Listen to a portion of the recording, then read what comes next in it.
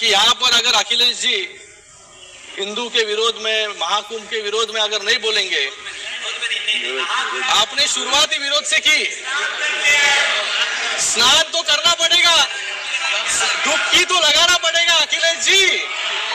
सभापति महोदय, बहुत बहुत धन्यवाद आपका। और मैं सबसे पहले, अखिलेश जी बैठिए, जरा बैठिए। मैं सबसे पहले अखिलेश जी ने जो बातें कुंभ पर बोली कि 144 साल बाद ये महाकुंभ आया है, ये झूठ है। आपने कहा, ये आपने ये कहा। देखो, मैं तो पंडित नहीं हूं बहुत, मैं युवा हूं और मेरे जैसे अनेक युवा इस महाकुंभ में स्नान करने जा रहे हैं। इनकी स्पीच के बाद एक आस्था का विषय है, श्रद्धा का विषय है, इसलिए आज तक मुझे लगता है कि 25-30 करोड़ लोग। अधिक जानकारी के लिए वीडियो को पूरा देखें, स्किप करके ना देखें। इस 40 करोड़ लोग जो भी जाएगा उतना 100 करोड़, जो इतने करोड़ों लोग गए, करोड़ों लोग एक आस्था के साथ गए, एक श्रद्धा के साथ गए कि ये महाकुंभ में जाकर उन्होंने दर्शन लिया। लेकिन मुझे लगता है कि यहाँ पर अगर अखिलेश जी हिंदू के विरोध में, महाकुंभ के विरोध में अगर नहीं बोलेंगे, आपने शुरुआत ही विरोध से की, स्नान तो करना पड़ेगा, डुबकी तो लगाना पड़ेगा अखिलेश जी, क्योंकि आज जिस तरह डर से डुबकी जो है कुछ लोग वहां पर लगा के आए, क्योंकि जिस तरीके से आज लोग साथ में आ रहे हैं, हमेशा आपने हिंदू धर्म का विरोध, आपको नहीं बोल रहा हूं, खाली मैं विपक्ष को बोल रहा हूं, हिंदुओं का विरोध, श्रद्धा का विरोध, ये करने का काम हमेशा इन्होंने किया है। लेकिन आज देश की जनता एकत्रित आ रही है मोदी जी के नेतृत्व में, इसलिए तीसरी बार मोदी जी के नेतृत्व में पूरी मेजॉरिटी के साथ ये सरकार स्थापन है।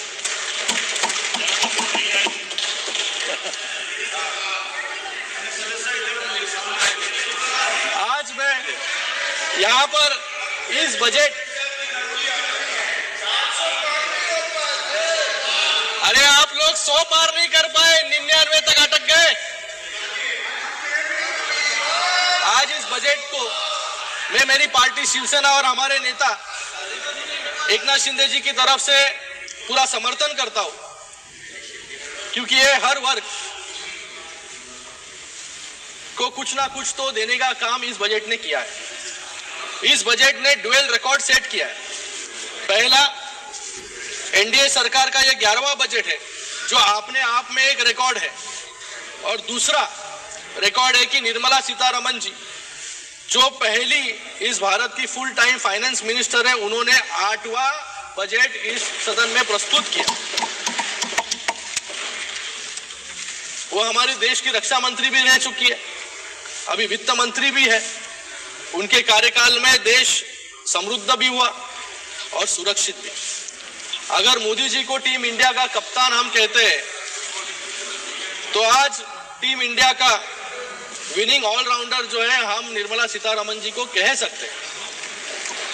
2014 में जब कांग्रेस ने एक पैरालाइज्ड इकोनॉमी हमें दी, तो हमारा बजट 17,94,000 करोड़ था। आज सरकार का बजट 50,65,000 करोड़ का है, जिसमें 39,44,000 करोड़ का रेवेन्यू एक्सपेंडिचर है और 11,21,000 करोड़ का कैपिटल एक्सपेंडिचर है। इसका मतलब तीसरे कार्यकाल में 3 गुना अधिक बजट, 3 गुना अधिक विकास और 3 गुना स्पीड से विकास इस देश में हो रहा है। ये बजट कितना महत्वपूर्ण है, इसका क्या इंपैक्ट होगा, ये मैं कुछ पंक्तियों में आपको बताना चाहूंगा। किसान, मजदूर, युवा और महिलाओं का बजट आया है। मिडिल क्लास के लिए खुशियां लाया है। 12 लाख तक अब टैक्स नहीं लगेगा, हर घर में खुशियों का दीप जलेगा। मध्यम वर्ग का अब होगा उत्थान, उनकी मेहनत को मिला है पूरा सम्मान। युवाओं को मिलेगा काम, गरीबों को मिलेगा अपना पक्का मकान। बजट ने रखा है समाज के हर वर्ग का पूरा ध्यान। सुन लीजिए, परेशान और विपक्ष हो गया है परेशान। इंफ्रास्ट्रक्चर का फायदा अब होगा पूरे देश में। सड़क, पुल और मेट्रो बनेंगे हर प्रदेश में। वंदे भारत और बुलेट ट्रेन से महाराष्ट्र को भी नई रफ्तार मिलेगी। डबल इंजन की गाड़ी अब 3 गुना तेजी से चलेगी।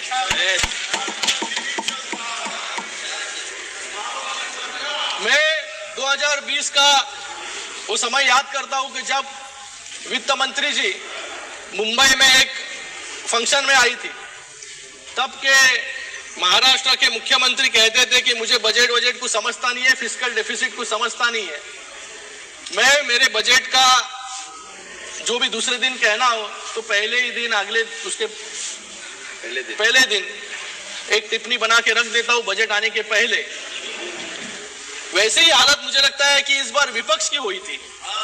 पुराने डायलॉग्स जो है विपक्ष ने रटे हुए थे, प्रैक्टिस किए थे, लेकिन बजट आने के बाद पूरी तरीके से चेकमेट करने का काम निर्मला सीतारमण जी ने विपक्ष को किया। इसलिए जब हम बाहर गए, मकर द्वार पर गए, तो मकर द्वार पर विपक्ष का एक भी सांसद जो है वहां पर बाइट देते हुए दिखा नहीं, क्योंकि अभी क्या कहेंगे, क्योंकि बजट में इतना कुछ दे चुका है, तो आज विपक्ष जाकर क्या आलोचना करेंगे। ये सही परिस्थिति बता रहा हूं मैं।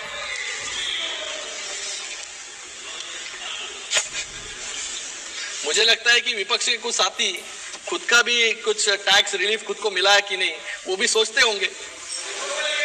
ये जो बजट दिया गया है वो भले ही विपक्ष के समझ में ना आए, लेकिन देश की आम जनता के समझ में जरूर आया है।